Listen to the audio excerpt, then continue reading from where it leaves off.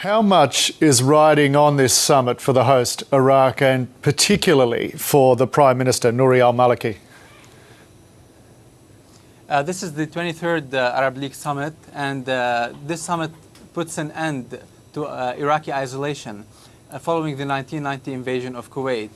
So it's a very important summit for Iraq, for Prime Minister Nouri al-Maliki, of course, and he wants to achieve a lot from it. First of all, there's a rebalancing of Iraq's role and position in the region following years of U.S. occupation and increasing Iranian influence.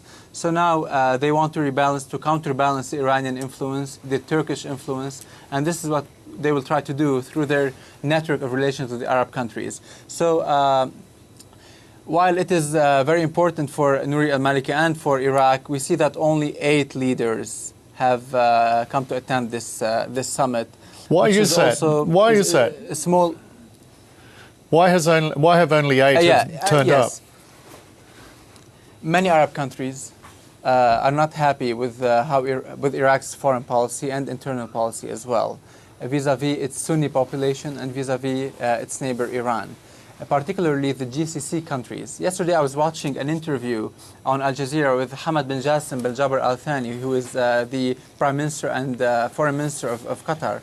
And he was saying that we have observations regarding the policy that Nouri al-Maliki and his government are pursuing with the Sunni community. You know that there's an arrest warrant against the Vice President al-Jafari in Iraq, and many prominent Sunni figures are being put in jail and being tried and all this. So the Sunni GCC countries who are fearful of Iran and Iran's influence and Iran's increasing role and influence in the region want Iraq to be to pursue a purely Arab foreign policy. And also they want a sort of balance in the on the Iraqi political landscape. And this is their way of saying that, yes, we want to engage Iraq after 22 years of isolation. We want to have Iraq back into the Arab community, the Arab family. But at the same time, we are not quite happy with Nouri al-Maliki's politics, and we want to see some change. And this is why. Robert, before we talk about probably the main issue on the agenda here at the summit, Syria, more on this. What does this mean for the organisation then at this time that there is this inherent tension, as you've just outlaid there, within the group itself between domestic, political and perhaps religious concerns and issues and the broader pan-Arab issues, the strategic issues? Yes, it's true, we can always divide the problems and the issues between domestic and the bigger picture, the strategic issues. And here we have the Syria, which falls into the 2 categories. We have Yemen, which falls in the internal domestic issues. We have also Somalia, we have Lebanon, and we have the Arab-Israeli conflict and the Palestinian question, which is the broader picture and the pan-Arab concern.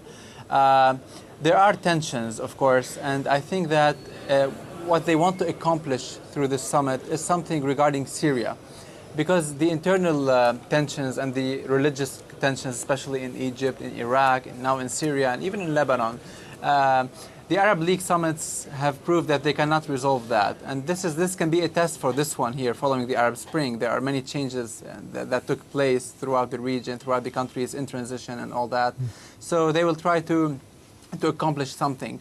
But in the same time, we have the 2002 declaration in Beirut, which offered a peace plan to Israel regarding the Arab-Israeli conflict and regarding the Palestinian-Israeli conflict, and it hasn't been received well in Israel. And I don't think that this summit will do something on this strategic level. What they wish to accomplish and what Nouri al-Maliki wishes to accomplish is some sort of breakthrough with regard to the Syrian issue, the Syrian question. So what does that breakthrough look like? Whether he will be able to do that or not. Yes, sorry to talk across you there, Robert. But ceasefire. Yeah, what will that breakthrough look like? With, as you pointed out, all the Arab League's efforts so far have failed to bring about peace. So therefore, what is the likelihood of the latest 6-point plan bringing at least an end to the slaughter, if not peace, immediately to Syria? And how can that summit help bring that about? Yes, what is certain, Scott, is that the only solution to the Syrian crisis is a political one. The regime is pursuing this security solution, which is temporary. You know, you go to Daraa, you oppress the protest, and then you go to Baba Amr. Whenever you leave Daraa, then the protest will go again, and all that. And so the political solution, like the one that took place in Yemen, I think is the only viable one. Now, my blunt opinion is that the Kofi Annan plan, the Annan plan, which is a 6-point plan, will not. It will fail. It will honestly fail, because what the Syrian regime is playing is the time factor. They want to crush the opposition. They want to exhaust the opposition. They don't want any solution that will that will dismember the regime institutions and the regime's structure as is now. They want to gain as much possible gains as possible, and I don't think that. I think this is only a maneuver, a political maneuver with the Kofi Annan plan. So this is the role of the Arab League, to come up with something new, something more applicable, something that will encourage the Syrian leadership to present and offer concessions with the opposition. And we also have the opposition, which is refusing to come to the negotiating table and to the dialogue table while Assad is still in power. So the Kofi Annan plan, it was accepted and approved by the Syrian government, but I don't think it will go anywhere. And what comes next is the big question. Is there going to be a more internalization of this crisis with the UN? Is Russia and China going to change their positions? This remains to be seen. But for now, I don't think that this plan will work. And I don't think that even the Arab League summit, they can have a consensus, and this is what Iraq wishes to do, is to have a consensus on the Syrian issue. And I think that they will, except for a few maybe observations from Lebanon, from Iraq itself. But other than that, I don't think that the Arab League members are divided when it comes to Syria. You only have Lebanon, which has its own circumstances. And other than that, all of them, they want a transition in Syria. They want an end to violence. They want both the opposition and the regime to sit at the negotiation table and come up to a solution. But what Qatar and Saudi Arabia want, for example, in addition to that, is a more aggressive approach.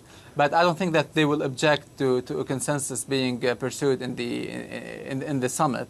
And all the Arab states are against any external and international intervention, whether military or even political, in Syria. And in spite of all the divisions within the League members, among the League members we've seen to date, you are confident that consensus will be reached at this summit on the issue of Syria and how to go forward? Yes, actually, the consensus. First of all, we had the meeting of the foreign ministers of the Arab countries, and Hushar Zebari, the foreign minister of Iraq, he said that we are already on track and we agreed on almost all points regarding the Syrian crisis. We don't want international intervention, Western intervention. We don't want even the militarization of this crisis. We want to put an end to violence. We want to start a political transition. We want to base our initiative on the 6-point plan initiated by Kofi Annan, by the special envoy. So there is already a consensus. There might be some objections from Lebanon, like I said before, and even from Iraq itself, some small observations on the final draft. But I think everyone agrees on the large points now. Now, whether these points or these agreements will be applicable and will be applied and will take place, I don't think so. Again, I say that the crisis it's a protracted crisis. It won't be the end of it now. Robert, through the Annan initiative, even so through the summit. Before we lose the satellite, this is the first summit since the so-called Arab Spring began. What has that meant for the Arab League and its composition? Indeed, has it been strengthened or weakened by this extraordinary process that's played out in the region? Yes, we have new actors now in the Arab League, new political systems and regimes from Libya, from Tunisia, and to a lesser extent from Yemen and Egypt.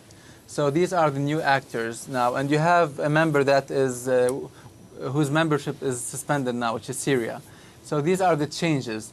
Now, regarding whether or not the Arab Spring strengthened the Arab League, I don't think that it really did. It's still pretty much the same now.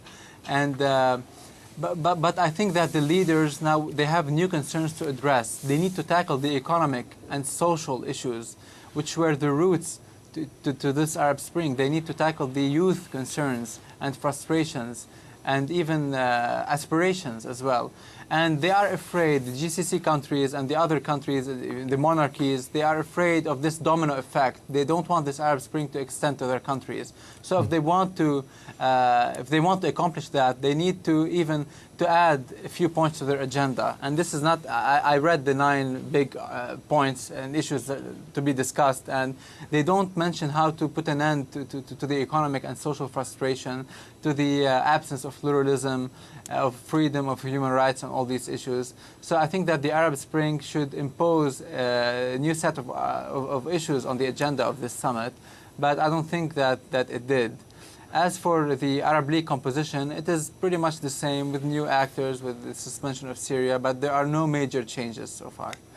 Robert Naouss, there in Beirut. Always terrific speaking with you. Thanks so much for sharing your insights with us again tonight.